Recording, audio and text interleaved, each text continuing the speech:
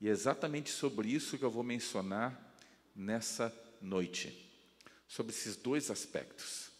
Primeiro, sobre a questão do sofrimento, da dor e do sofrimento. Sabe que a dor e o sofrimento é um gatilho para que muitas pessoas tenham a descrença de Deus, não creem em Deus. Eles usam aquele velho trilema de Epicuro, que foi um filósofo francês, filósofo grego. Eu estou com francês na cabeça porque eu estou estudando um pouco sobre filósofos franceses, mas Epicuro era grego. Ele era de uma cidade grega chamada Samis, e ele faleceu em Atenas no ano 270 a.C. Ele viveu naquele período do ano 300 antes de Cristo, e ele não era ateu, ele acreditava nas divindades gregas, mas quando ele teve contato com Deus único, o Deus dos judeus, dos israelitas, e quando ele soube que o Deus de Israel era um Deus que tinha características como onipotência, onisciência e onipresença, ele então formula exatamente o que nós conhecemos hoje como o trilema de Epicuro. Porque o trilema de Epicuro diz que se Deus tem essas três características, e se Ele existe, e Ele é um Deus que é onipotente, onipresente, onisciente, necessariamente esse Deus não consegue exercer as três características ao mesmo tempo. Como assim? Aí ele formula a tese dele dizendo: bem, se Deus é onisciente e Ele é onipresente, Ele não pode ser onipotente. Porque se Ele é onisciente, sabe todas as coisas, e é onipresente, está em todos os lugares, e se tem o mal acontecendo, o sofrimento, então esse Deus, Ele não tem poder para combater esse mal. Aí ele vai para uma outra linha. Bem, se Deus então é onipotente, e Ele é onipresente, e mesmo assim existe o mal, então Ele não é onisciente, porque em algum momento Ele não sabe que o mal existe. E aí ele vai para a terceira. Se Deus é onipotente e é onisciente, então Ele não pode ser onipresente, porque se existe o mal, então Ele não é presente em todos os lugares para combater o mal. Está entendendo? Então Epicuro criou esse trilema, e é interessante que aí tem uma incoerência, né? Epicuro não era ateu, mas hoje os ateus levantam essa bandeira, e o instrumento principal para a negação a Deus, a existência a Deus, é em virtude do sofrimento, da dor e o sofrimento. Puxa vida, se existe o mal e o sofrimento, cadê Deus que não resolve o problema? Onde é que está Deus nessa história? É uma boa jogada, né? Talvez nessa noite eu esteja falando para alguém que esteja nos vendo pela internet e tenha essa dúvida. Afinal de contas, como é que a gente resolve isso? Por que do sofrimento? Qual é a razão? Abra a tua Bíblia em João capítulo 9. Evangelho de João capítulo 9. Nos tempos de Jesus, ontem eu mencionei isso na mensagem sobre Bartimeu.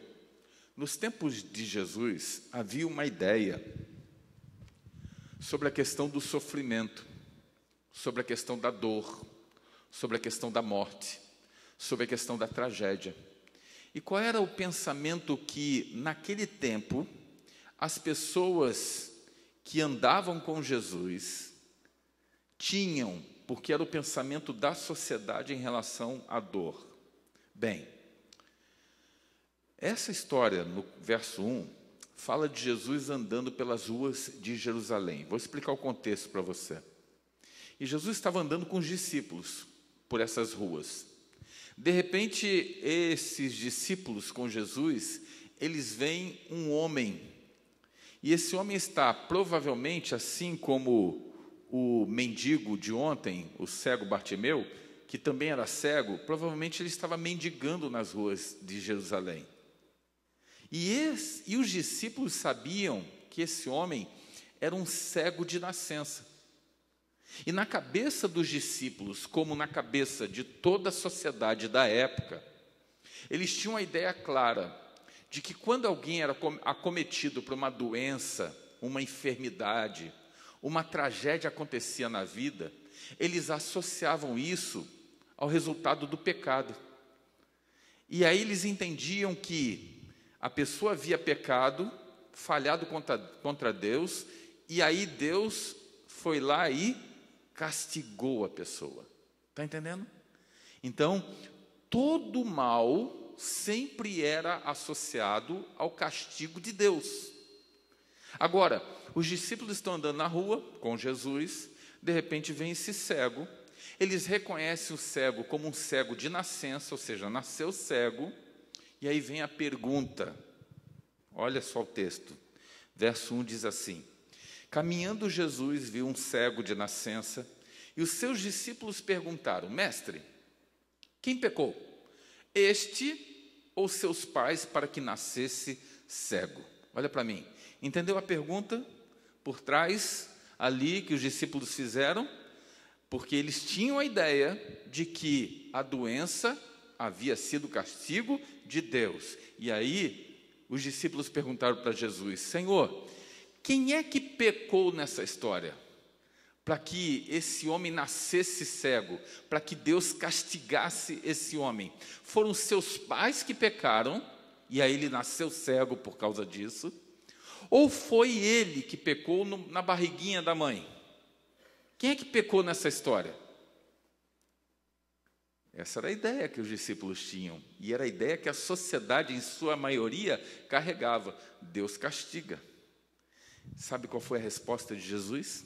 Ele diz assim, ó, verso 3, respondeu Jesus, nem ele pecou, nem seus pais, mas foi para que se manifestem nele o quê? As obras de Deus. Então Jesus disse assim, olha, primeiro de tudo, tirem da ideia esse conceito de que Deus castiga. Deus não castiga. E eu parto desse princípio. Olha para mim, presta atenção. Se eu entendesse que o meu Deus, o Deus da Bíblia, é um Deus que castiga, sinceramente, eu teria muita dificuldade de aceitar esse Deus. O nosso Deus não é assim. Mas aí Jesus olha e diz, sabe por que ele é cego? Por que ele nasceu cego? Para que na vida dele se manifestasse o quê? As minhas obras. E, em certo sentido, o que Jesus quis falar naquele momento, naquela situação? Bem, se você ler o restante do contexto da história, você vai perceber que aquele homem foi curado. O episódio mostra que ele foi curado. É como se Jesus dissesse assim, olha, então, esse camarada, ele nasceu cego, ok? Mas eu posso reverter essa maldição em sua vida, essa doença, numa bênção. Ele pode ser uma testemunha viva daquilo que eu sou como Deus. E Deus foi lá e o curou. E aquele homem passou a ser o quê? Testemunha das obras de Jesus, do poder dele. Pastor, mas por que a gente sofre? Por que a gente sofre, pastor? Quais são as razões? Existem razões para isso? Você pode mostrar na Bíblia? Esse é um tema interessante porque eu estou falando para a gente aqui que sofre. Se eu perguntasse aqui, quantos sofrem? Todo mundo levanta a mão, eu levanto a mão, todo mundo sofre nesse mundo. Há razão por que sofremos? Sim. E, aliás, eu quero adiantar que essa é uma mensagem que não termina hoje, ok? Ela tem um prosseguimento amanhã. Então, tem uma continuidade, tem uma novelinha aqui. Então, se você veio hoje, amanhã você não pode faltar para saber o final dessa história, porque eu não vou dar o final completo dela. Porque eu vou apresentar nessa mensagem 3 razões por que sofremos. Vou repetir, 3 razões. 2 delas eu apresento hoje, e a última, principal, eu apresento amanhã. E a primeira razão está lá no Evangelho de João também, só que no capítulo 5. Vai lá no capítulo 5 agora, volte algumas folhas, lá no capítulo 5, e a partir do verso 5 nós encontramos a nossa história. E antes de ler o texto, olha para mim, porque eu também vou te explicar. Jesus estava, nessa história do capítulo 5, ele estava entrando em Jerusalém por uma das 12 portas. 12 portais havia na cidade de Jerusalém, e todos os portais tinham um nome. Jesus estava entrando em Jerusalém por um desses portais, e o portal por onde ele entrava era a porta das ovelhas. Nessa porta das ovelhas ficava um grande tanque, que, para seu entendimento, seria, imagina, uma piscina pública, ok? Uma grande piscina. Muito bem. Nessa piscina, ou nesse tanque, que levava o nome de Tanque de Betesda, havia uma coisa interessante. Havia uma crendice popular. E uma crendice popular, onde o povo acreditava piamente de que um anjo, em algum momento, descia do céu, agitava as águas, e quando as águas eram agitadas, ficavam turbulentas, o primeiro que tivesse alguma doença, que se jogasse naquelas águas, ficaria curado. Agora, quando o povo começou a acreditar nisso, você imagina o que aconteceu? Quando a notícia começou a correr de que isso acontecia, as pessoas doentes, o que elas fizeram? Foram para o tanque de Betesda. E lá havia muita gente, era muito enfermo. Era coxo, era paralítico, era cego, era mudo, era surdo. O que você pudesse imaginar estava ali no tanque de Betesda, e agora Jesus entra e vai naquele lugar. E a história diz que ele teve um encontro com um paralítico. E esse paralítico estava paralítico há quanto tempo? Vê no texto aí no verso 5. Quanto tempo paralítico? Quanto? 38 anos. E eu quero que você crie essa cena agora, que eu vou relatar para você na sua cabeça. Jesus se aproxima especificamente desse homem, e eu não sei por que o motivo, mas foi especificamente para ele, e aí começa a travar um diálogo com o paralítico, e começa a fazer aquela pergunta que eu disse para você, que sempre aparece nos evangelhos. Jesus sempre faz essa pergunta para alguém necessitado: vem cá, o que você quer que eu te faça, né? O que você quer? E aí aquele paralítico olha para Jesus e diz assim: Senhor, o que eu mais quero é que quando alguém gritar lá que a água do tanque está sendo agitada, que alguém me pegue nos braços e me jogue na piscina, me jogue no tanque. Para um pouquinho e pensa na resposta desse homem.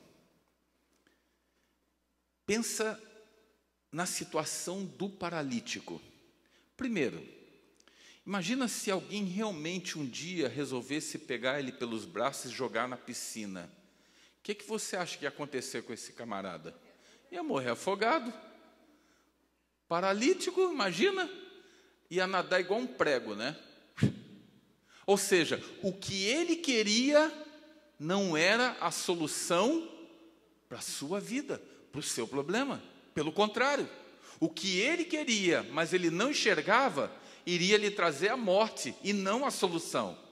E aqui vai exatamente uma incoerência que nós, como seres humanos, vivemos. Ou seja, esse homem estava diante de Jesus.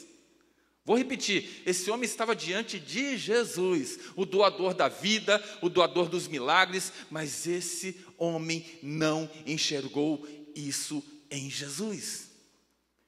Ele estava esperando o milagre vir de onde não viria, pelo contrário, onde o mataria. Está entendendo? Quantas pessoas estão aqui nessa noite e estão esperando um milagre, mas confiam em outras coisas e não confiam no doador do milagre? Quantas pessoas, na realidade, nessa noite pedem algo a Deus, mas não confiam suficientemente a ponto de entregar a vida completa a Deus, mas tentam resolver o seu problema do seu jeito e da sua maneira, quando do seu jeito e da sua maneira nunca vai ser o melhor, pelo contrário, vai te levar para a morte. Você já viu que nós, como seres humanos, a gente tenta resolver problemas com outros problemas?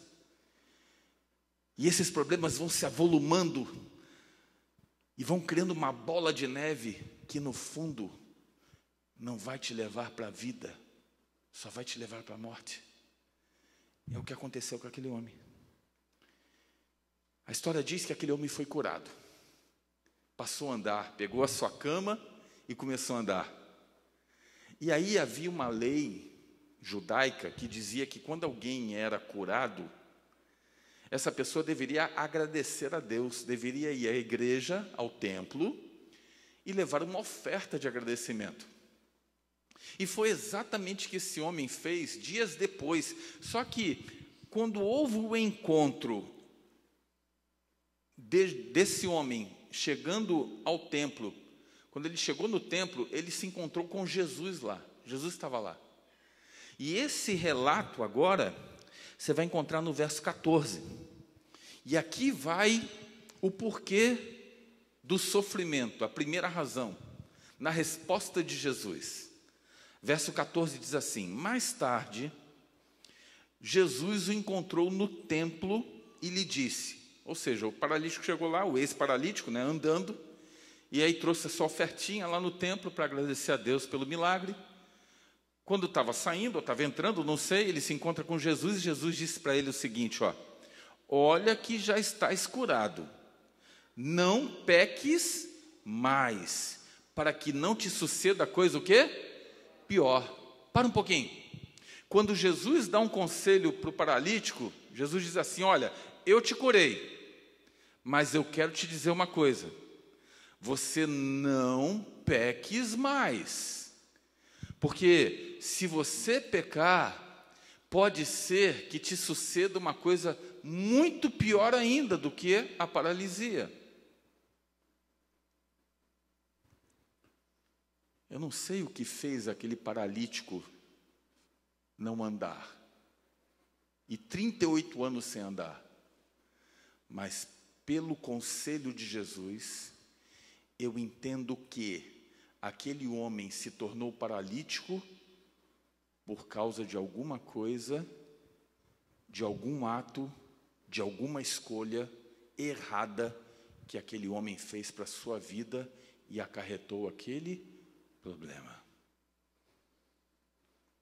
É como se Jesus dissesse para a gente o seguinte: uma das razões por que sofremos envolve exatamente as nossas escolhas.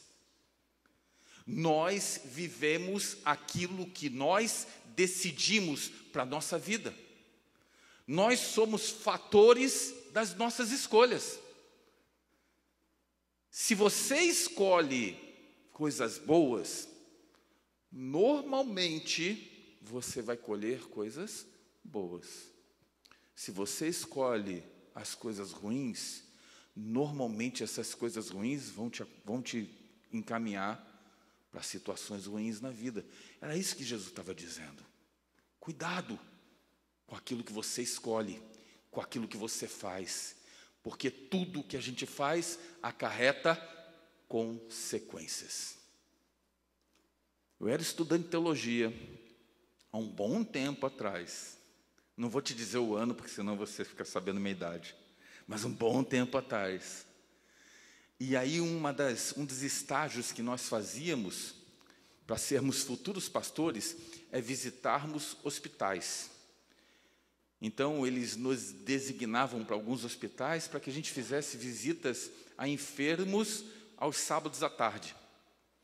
E eu me lembro que eu fui autorizado a visitar enfermos no hospital em Limeira, interior de São Paulo. Só que eu conversei com a direção do hospital e eles me autorizaram a visitar os enfermos, os doentes, de uma ala do hospital, porque havia duas alas. Havia a ala daqueles que não podiam pagar, não tinham convênio médico, dependiam do governo. Então era uma ala era uma ala de enfermaria coletiva, onde ficavam várias pessoas, né, no mesmo lugar, muito precário. E aí me autorizaram a ficar ali, fazer o trabalho ali, visitar as pessoas dali. E havia outra onde as pessoas tinham um poder aquisitivo, tinham um plano de saúde, e aí eram quartos individuais. E particularmente eu sempre, quando fazia o trabalho, quando eu saía dali no final do dia, havia um segurança sempre dividindo os dois lugares. E para entrar do outro lado, tinha que ter identificação, tinha que ter autorização. E eu sempre passava ali com vontade de visitar o outro lado. Eu sempre gostei de desafio. Tudo que é proibido para mim, falou que não dá, aí que me dá vontade de fazer. E eu passava por ali, ficava olhando e pensava assim, puxa vida, tem gente sofrendo ali, tem gente que precisa ouvir de Jesus, mas como é que eu passo pelo segurança? Não tinha como.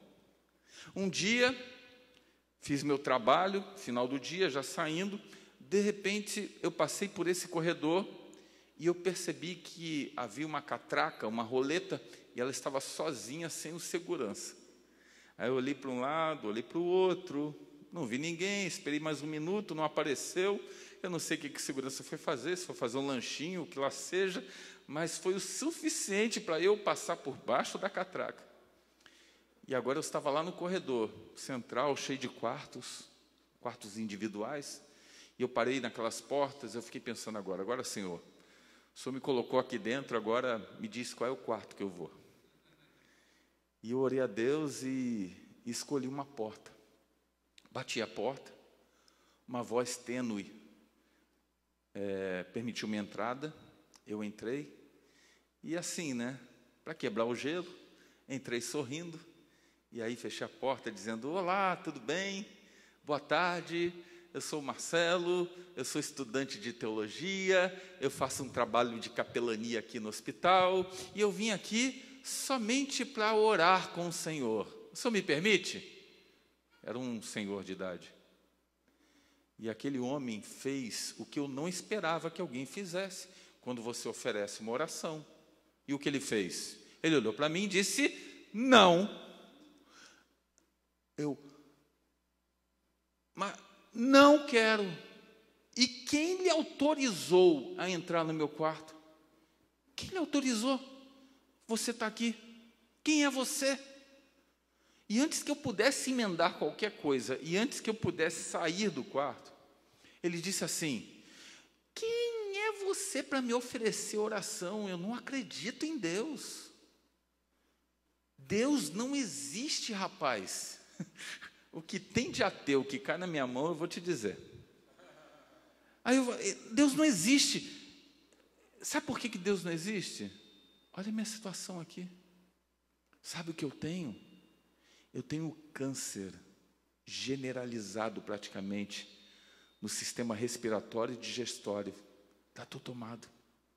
E eu estou aqui, filho, sabe por quê? Eu estou aqui para morrer. Porque a minha família não me quer em casa. E eu estou aqui para morrer. E você entrou aqui para orar por mim.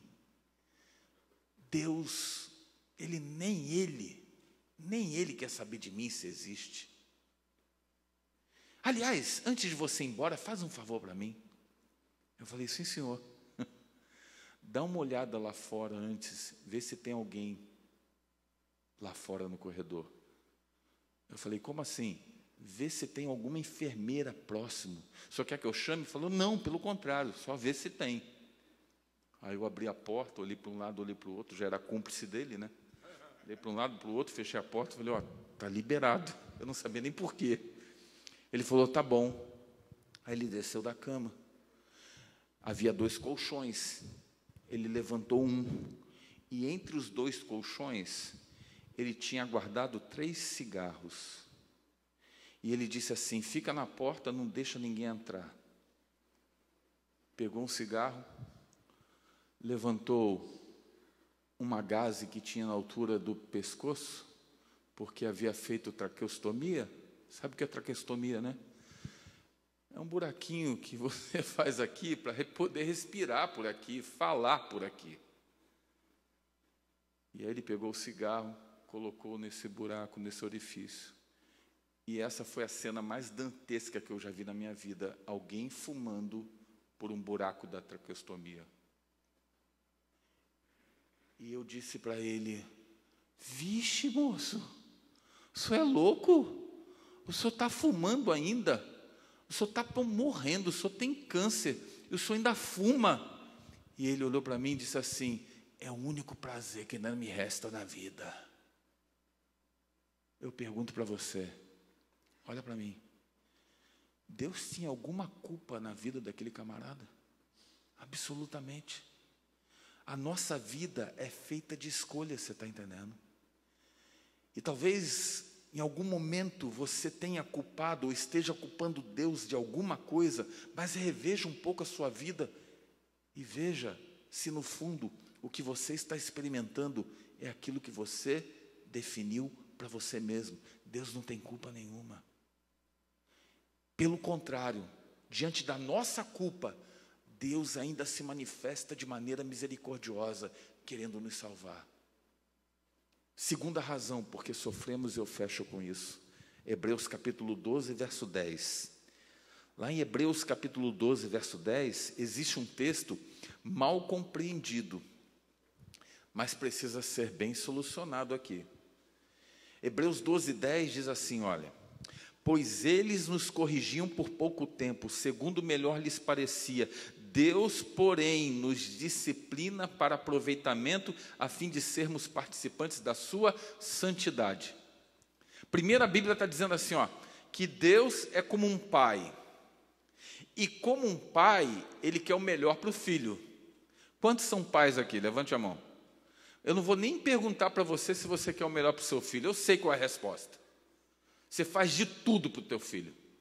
Bem, de tudo que seja bom para ele, né? Porque aí é que está o grande segredo da história. E a gente só descobre isso quando é pai. Porque enquanto é filho e não é pai, a gente não tem essa dimensão. A dimensão de que não é tudo que a gente faz para o filho. A gente só faz para o filho aquilo que é bom para ele. Porque existem muitas coisas que os filhos querem fazer e não é bom. E eles não enxergam isso. E não enxergam porque talvez a imaturidade não deixe eles enxergarem. Porque a situação onde estão não deixa eles enxergarem isso. Mas você, como pai, uma pessoa madura, experiente, sabe que não é bom. E o que você vai fazer? Você vai recusar.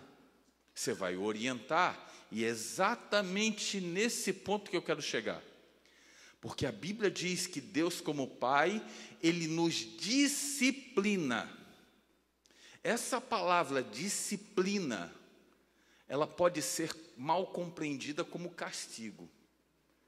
E Deus não castiga, ok? Deus, como pai, Ele nos disciplina, nos exortando, nos orientando, nos mostrando o que é melhor. E às vezes até permitindo que algo aconteça para que a gente aprenda com o problema. Você já percebeu que a gente aprende mais com os problemas, com a dor, com o sofrimento, do que necessariamente com a alegria? Você já percebeu que a gente ganha muito mais, às vezes, mesmo que a gente no princípio não compreenda muito bem isso, mas a gente acaba crescendo até espiritualmente na dor e no sofrimento, do que necessariamente na parte feliz? Deus às vezes permite que certas coisas aconteçam em nossa vida para que a gente cresça. Só que a gente não entende isso. Isso não entra na nossa mente, o porquê do sofrimento. E muitas vezes o sofrimento faz com que a gente se revolte. E sabe por que isso acontece? É a velha história da visão da montanha-russa. Por isso que eu falei sobre a montanha-russa no sábado, porque ela vai ser importante para você. É a história para você entender que nós temos uma visão muito limitada da nossa vida aqui. Como assim uma visão muito limitada, pastor? A nossa visão, ela é limitada no sentido da gente entender ou simplesmente resumir a nossa vida a esse mundo aqui. Só que a nossa vida não se resume a esse mundo aqui, gente. A nossa vida não se resume a 70 anos de idade, 80. Quanto tempo uma pessoa vive? Pode viver 90 anos? 100 anos? Você acha que é muito? Imagine se eu acreditasse que não houvesse mais nada além dessa vida aqui. Que sentido teria a nossa vida? Eu quero agora fazer essa pergunta para você raciocinar. Me responde aí, que sentido haveria em nossa vida se eu entendesse que a nossa vida se resumiria a essa porcaria de vida que a gente vive? E que essa porcaria de vida que a gente vive, por mais que você viva, não vai chegar a 100 anos. E quando chega, não tem qualidade de vida. Você está entendendo onde eu quero chegar?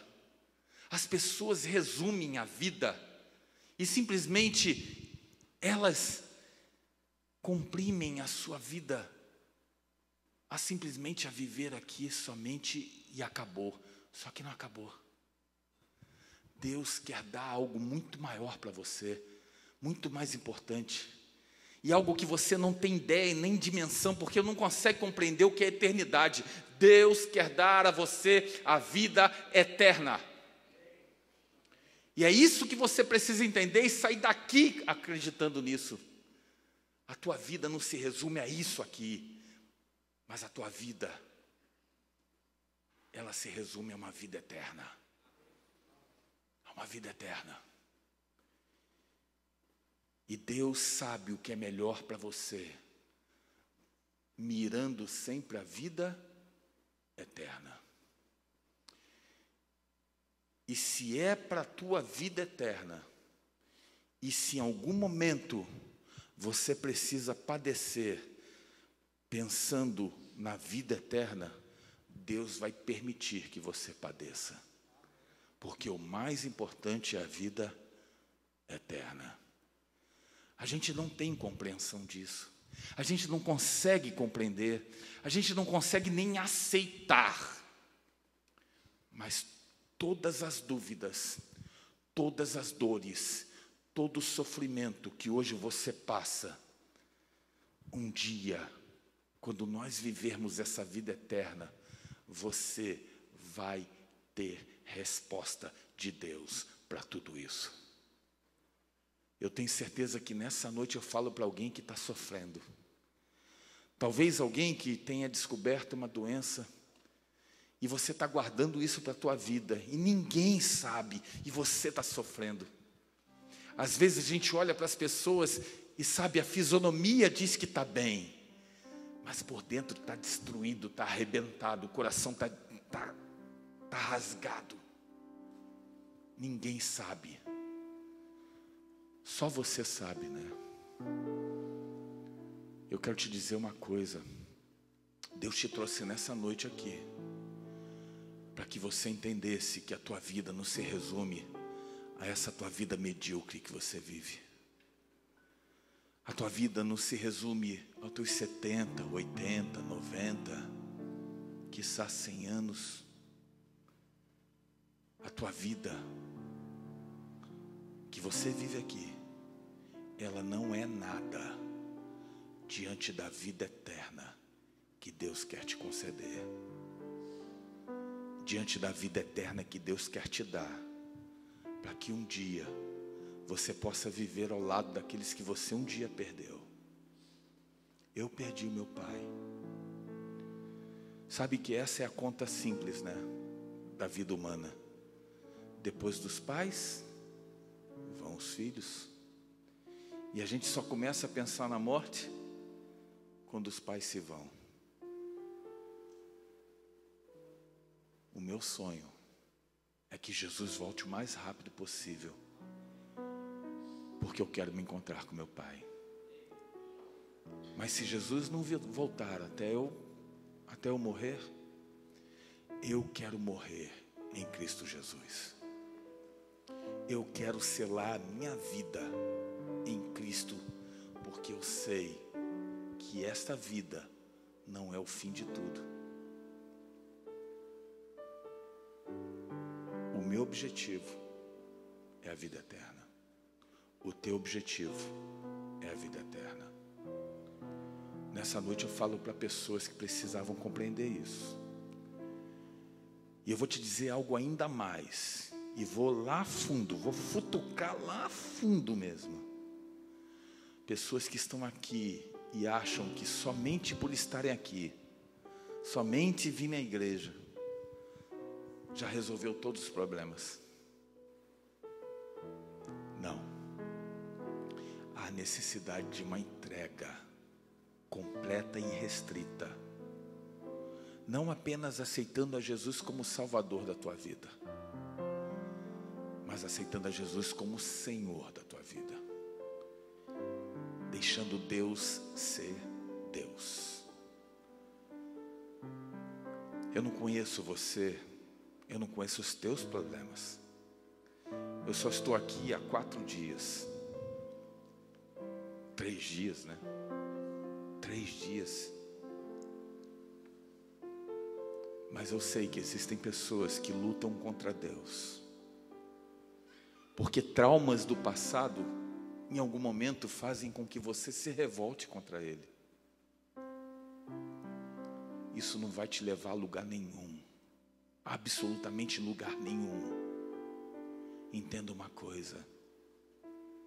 Ou a gente se rende e compreende que Deus precisa ser Deus na nossa vida, ou a gente se perde. Não tem outra alternativa para você. Ontem eu fiz um apelo. E eu vou terminar com um apelo também. Eu te falei que hoje teria um apelo também. E amanhã vai ter. E depois da manhã vai ter também. E depois também. Não tem conversa. Não tem negociação. Deus me chamou aqui para isso. Vou repetir. Deus me chamou aqui, na igreja do Iguatemi, exatamente para isso. Para apelar a você. E esse apelo dessa noite não é para aqueles que já vieram à frente. Você que veio ontem, você já tomou a decisão. Você que veio no sábado à noite, você já tomou outra decisão. Mas assim como ontem, você é tão direto quanto. Há um texto na Bíblia que diz que quem crer e for batizado, este será salvo. É assim, direto, entende? Quem crer e for batizado, será salvo. A Bíblia não diz assim, ó, quem crer vai ser salvo. Não, quem crer e for batizado. Por isso que eu digo que aqui existem pessoas que aceitaram a Jesus como Salvador. Creem em Jesus como esse Salvador, mas nunca o aceitam como Senhor da sua vida. Se entregam completamente, entende? E talvez nessa noite eu fale para alguém que precisa entender que há necessidade de uma verdadeira entrega, uma completa entrega aos pés de Jesus. E isso acontece pelo batismo. E talvez você diga assim, pastor, eu estou decidido por isso. Eu estou decidido pelo batismo. Mas pastor, tem algumas coisas na minha vida que se eu não resolver, eu nunca vou conseguir me batizar. E aí eu quero trazer uma proposta para você. E a proposta é, se você tem essa decisão no teu coração, na tua vida, mas existem coisas que você precisa resolver, que eu não sei o que é, só você sabe. E você vê como algo impossível, um verdadeiro milagre, para que um dia você possa estar naquele tanque ali. E o diabo sabe como trabalhar muito bem na vida da gente, para a gente nunca estar lá. para a gente nunca estar lá. O diabo sabe trabalhar muito bem isso. Eu quero que você coloque essa causa na mão de Deus. Eu quero que você coloque essa causa na mão de Deus, porque o diabo não tem poder sobre a tua vida. Ele está vencido em nome de Jesus. Se você me ouve aí da internet e você compreendeu isso, e você está há muito tempo postergando uma decisão diante de Deus, porque você acha que tem que resolver coisas que são difíceis na tua vida para que haja essa entrega, eu quero que você tome a tua decisão aí. Manifeste isso no comentário. Diga assim: pastor, eu quero tomar a minha decisão e deixar Deus ser Deus. E é esse convite que eu faço. Se você é essa pessoa que tomou essa decisão, mas existem coisas na sua vida que precisam ser vencidas, eu quero orar por você. Eu quero orar para Deus fazer o milagre na tua vida. E o diabo não prevalecer sobre você, para que no futuro muito, mas muito próximo, você possa estar lá. Quem é essa pessoa em nome de Jesus? Que vai se levantar de onde está, e eu vou orar, eu e o pastor Gilvan, pastor Denison. Quem é a primeira pessoa em nome de Jesus que vai se levantar? Pode vir, do seu jeito, da sua maneira. Vem para cá, Clélia. Vem para cá, Sérgio. Em nome de Jesus. Existem coisas que a gente não consegue vencer por conta própria, mas é Deus que faz isso na vida da gente. E o que vocês estão fazendo é deixar Deus ser Deus. Deus seja louvado por esse lindo casal. Eles foram os primeiros e está abrindo caminho para você. E não custa muito, basta levantar e dar alguns passos. E por que você se detém diante dessa decisão que você tem que tomar, e você sabe que precisa tomar, e ontem você já brigou por causa disso, e hoje você não vai continuar brigando, porque Deus vai prevalecer na tua vida. Jesus, Ele não teve vergonha de morrer na cruz por você. Por que você teria de dar simplesmente alguns passos? E é em nome dele que eu te chamo.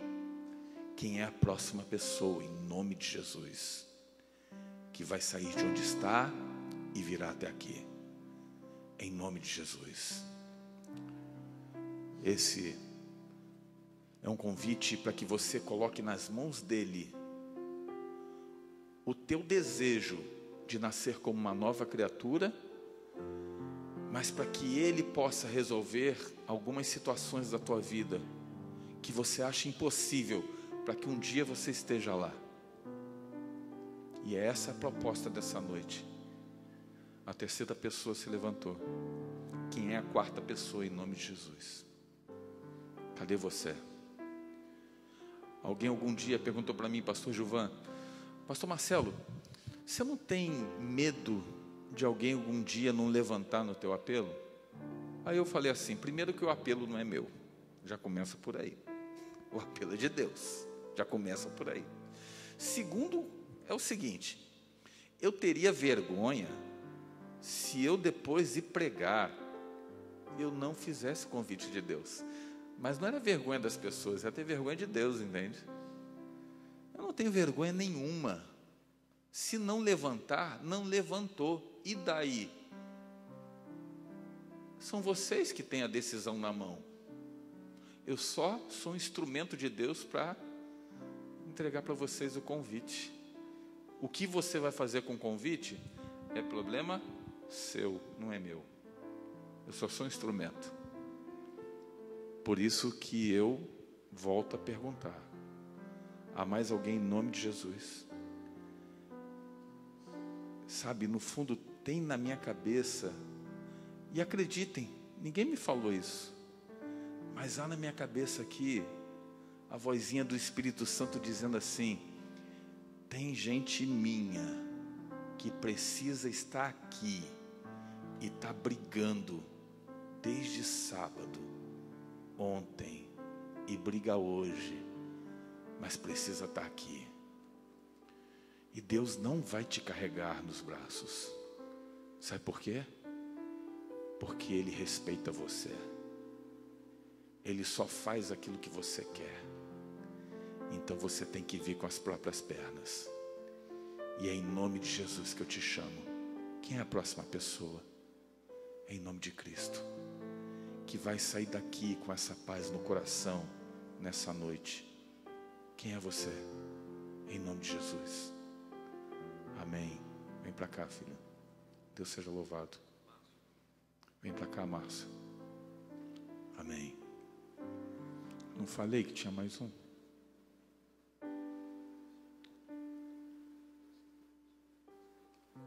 Tem mais alguém em nome de Jesus? Há mais alguém em nome de Jesus que está se prendendo a coisas tão pequenas na vida e usa essas coisas pequenas como meras desculpas para que realmente você se entregue? Tem mais alguém em nome de Jesus? Tem mais alguém? Deus quer fazer uma obra na tua vida e na tua família, e você às vezes se prende por um egoísmo próprio, por um orgulho próprio, que não vai te levar a lugar nenhum. E Deus quer te abençoar profundamente. Quem é a próxima pessoa? Quem é você que está brigando aí? Te levanta em nome de Jesus e vem. Eu quero orar por você. Você precisa se libertar nessa noite. Há mais alguém? Vamos ficar em pé, igreja. Deus continua fazendo milagres. E Deus faz milagres, Clélia, é pela gente. Lá no passado, Deus fazia milagres pela nossa salvação. Deus continua hoje fazendo milagres, pensando na nossa salvação. Amém. Deus te abençoe. A salvação, ela começa pela decisão. A salvação de uma família começa pela decisão de um. Luiz, eu sei que você está muito feliz com a decisão da tua esposa. Tua hora vai chegar. Deus está trabalhando no teu coração também, eu sei disso. Vem para cá, abraça a tua esposa aqui, por favor. Fica pertinho dela.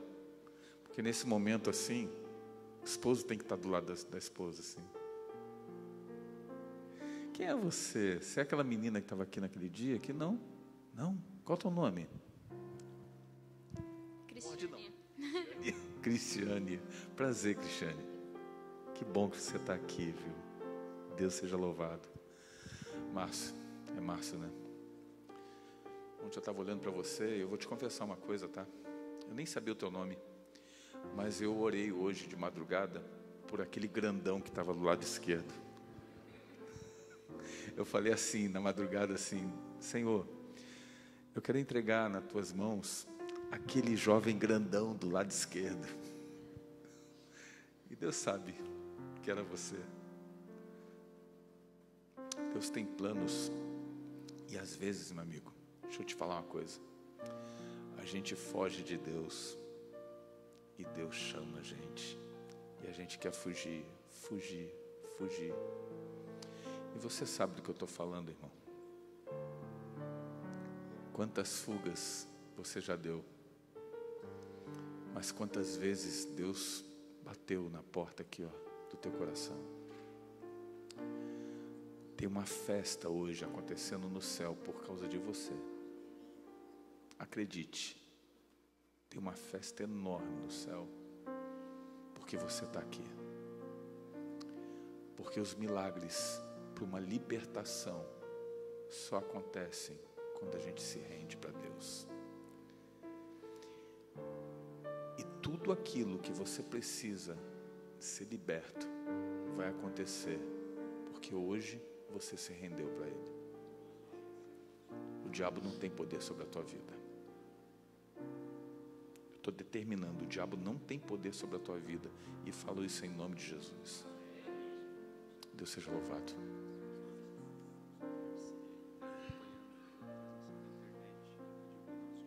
Ok. Pastor Denilson falou sobre a Marciele. Marciele? Marciele Família nos acompanha pela internet. E ela gostaria de ter sido mencionada e nós vamos orar por você, Marciele. Eu não sei o que você passa, que situação você está passando, mas nós estaremos orando por você e pela tua decisão também, filha. Deus é contigo também. Tem mais alguém em nome de Jesus? Feche seus olhos, vamos falar com Deus. Senhor nosso Deus, nós estamos na tua presença, Pai, nessa noite.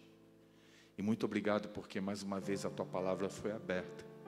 Teu Espírito manifestado aqui. Poder, Senhor, que caiu dos céus para atingir a nós, pobres seres humanos, defeituosos e pecadores. E pela tua misericórdia, Senhor, o teu convite continua de pé, aberto, para que qualquer um possa aceitar a Jesus, o teu Filho, não somente como Salvador, mas como Senhor da nossa vida, e selarmos a nossa vida nas águas, no tanque batismal. Tu conheces a vida de cada uma dessas pessoas que virão à frente. Tu sabes, Senhor, os problemas, Tu sabes, Senhor, aquilo que as impede de realmente estarem naquele tanque batismal. O diabo não tem poder sobre a vida delas, Senhor, porque o diabo está vencido em nome de Jesus, o teu Filho. Determina, Senhor, a tua obra sobre eles. Eu entrego a vida de cada um deles em tuas mãos. E Pai eterno, também falo para alguém que está brigando contigo ainda. Faz a obra, Senhor, nessa semana. Senhor, eu te peço, faz a obra. O Senhor é o maior interessado nisso. Eu entrego a vida dele também a Ti. Nos leve em paz, nos traga amanhã para mais uma noite. Tudo isso pedimos no doce nome de Jesus. Amém, Senhor. Amém. Que Deus abençoe você, Márcio. Deus te abençoe. Já está estudando.